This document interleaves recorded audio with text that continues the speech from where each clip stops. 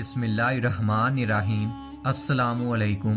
हर रोज़ नई वीडियो के लिए चैनल को सब्सक्राइब कर लें और साथ लगे हुए बेल आइकन को दबाकर ऑल की ऑप्शन को सिलेक्ट करें ताकि हर नई वीडियो की अपडेट आपको मिलती रहे।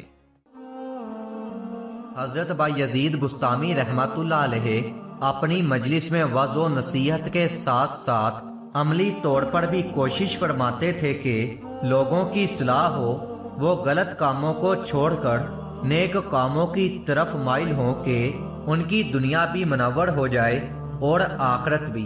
इसीलिए बाज़ औक़ात आप रहमतुल्लाह अलैहि को मुख्तलिफ तरीके इख्तियार करना पड़ते थे, मगर पश्तर औक़ात आप दूसरों की इस्लाह करने के मकसद में कामयाब हो जाते थे।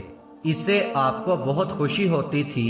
एक दफ़ा चंद अफराद हज़रत बायज़ीद बुस्तामी रहमतुल्लाह अलैहि की खिदमत में हाजिर हुए और अर्ज़ किया, हज़रत फलां जगह पर एक नाच गाने वाली औरत रहती है, उसने एक बला खाना सजाया हुआ है और लोग उसके पास जाते हैं और गाना सुनते हैं, जिसकी वजह से माशरे में खराबियां पैदा हो रही हैं।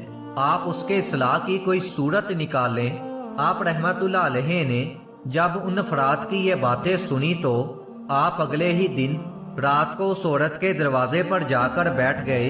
आप रहमतुल्लाह अलैहि ने जमीन पर चटाई बिछा ली और अपने हाथ में तस्बीह लेकर जिक्र करने लगे, मगर हर आने वाले शख्स पर आपकी नजर भी थी। उस दिन जो शख्स भी उस औरत का गाना सुनने के लिए आता तो हजरत बायज़ीद बुस्तामी को बाहर बैठे हुए देखकर वहां से वापस चला जाता। किसी को बला खाने पर जाने की जुर्रत ना हुई। जब उस औरत ने यह सूरत हाल देखी तो आज उसके पास कोई भी शख्स नहीं आया तो वो बहुत हैरान परेशान हुई और सोचने लगी कि आखिर इसकी क्या वजह हो सकती है, क्योंकि इससे पहले तो कभी भी ऐसा नहीं हुआ था। उस औरत ने अपनी लोंडी से कहा कि पता करो कि लोग क्यों नहीं आ रहे, इसकी वजह क्या है। हालांकि रोजाना तो इतने लोग आते हैं कि बैठने को जगह नहीं मिलती, और आज ये सूरत हाल है कि एक शख्स भी इधर नहीं आया।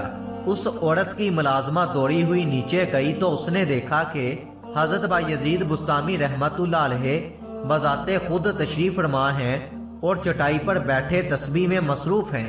मुलाजमा ने उस औरत को आकर बताया कि नीचे हमारे दरवाजे पर हजरत बायज़ीद बुस्तामी बैठे हुए हैं, इसलिए जो भी आता है उन्हें देखकर शर्म के मारे वापस चला जाता है। उस औरत ने मुलाजमा से कहा, हजरत जी को ऊपर मेरे पास बुलाकर लाओ। मुलाजमा नीचे गई और उनसे हाथ बांधकर अर्ज किया, या हजरत, मेरी मालकन आपको बुला रही है, आप मेहरबानी फरमाएं और हमारे पास तशरीफ ले आएं।